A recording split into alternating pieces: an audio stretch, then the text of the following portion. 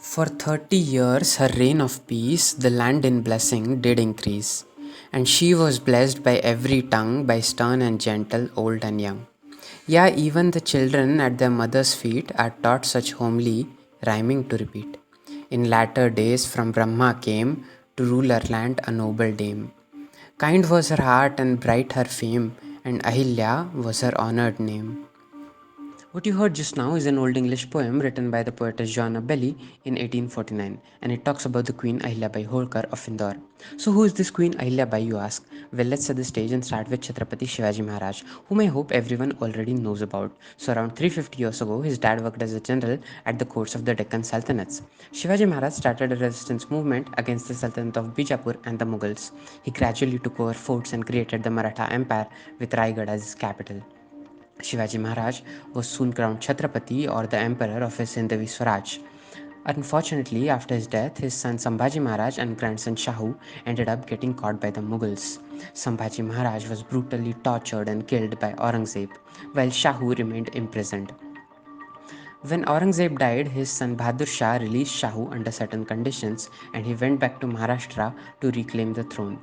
He appointed Peshwa or Prime Minister to manage his affairs. One of Shahu's Peshwas was Baji Rao, yes, the guy of Mastani fame, hot for war and love.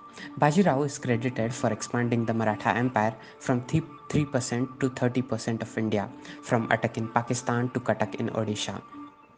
Bajirao in turn appointed three chiefs or sardars to manage his massive territories, the Pawars of Dhar, the Sindhyas of Gwalior, and the Holkars of Indore.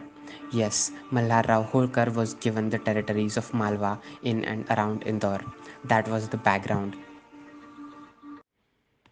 So, where does Ahilyabai Holkar come into the picture? How did a girl born in the family of humble shepherds become the queen of the Indore state? Well, the story goes something like this. Once upon a time, while traveling to Pune, Malharrao Holkar halted at a small village in the then Ahmednagar district, where he met young Ahilya. He was impressed by her intelligence, regal manners, and noble personality, and immediately asked for her hand in marriage for his young son Khanderao. The two children, aged 8 and 9, were soon married and grew up together. Mallar Rao trained her in scriptures as well as statecraft, warcraft, accounting, and administration. Some 12 years later, she bore a son Male Rao, and 3 years later, a daughter Muktabai.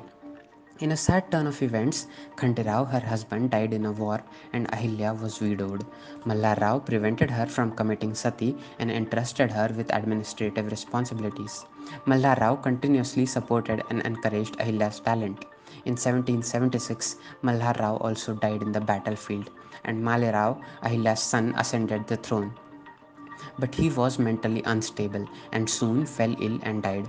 Her divan Gangadhar Chandrachud advised her to adopt someone and declare him as the heir, preferably himself. But she saw no reason why she couldn't run the kingdom herself after years of experience instead of handing it over to a raw young man. Chandrachud was horrified at her intentions and instigated Raghoba, the uncle of then Peshwa Madhavrao, to attack Indore state. Raghoba, being an avaricious general, marched with an army towards Indore. She immediately dispatched letters to other generals of the Maratha Confederacy, like the Scindias and Gaikwads, asking for support. She created a small army of women and warned Raghoba of the dishonor that awaited him should he choose to fight an army of widowed women. At the end, Raghoba gave up when the Peshwa himself authorized her reign, and this is how Ahilyabai Holkar became the queen of Indore. Despite the initial suspicions of a woman ruling a state, Indore turned out to be the best governed state of her times, with a lot of infrastructural developments and low taxes. Ahilya was a staunch advocate of individual property rights and ensured that the widows in her state inherit property. Turns out she was not just an astute politician, but also an excellent entrepreneur. She built a capital at Maheshwar, which became a commercial hub known for its handlooms.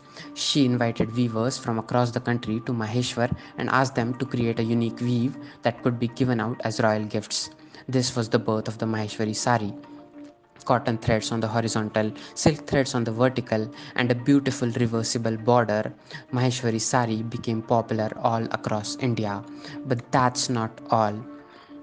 The most significant contribution of Ahilyabai, however, comes in the preservation, reconstruction, and refurbishment of a host of Hindu sites which she carried out during her 30-year rule.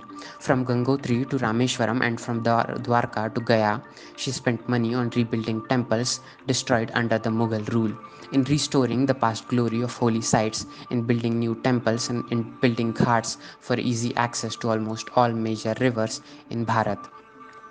The list of the temple architectural interventions by Ahilyabai is endless. The most significant one, however, is the current Kashi Vishwanath temple in Varanasi. Destroyed by the Mughal ruler Aurangzeb to build the Gyanvapi mosque, the temple was restored in its current form by Ahilyabai in 1780. Ahilyabai also refurbished the Dashashwamedh Ghat, site of the famous Ganga Aarti, and the Manikarnika Ghat, the main cremation site in Varanasi.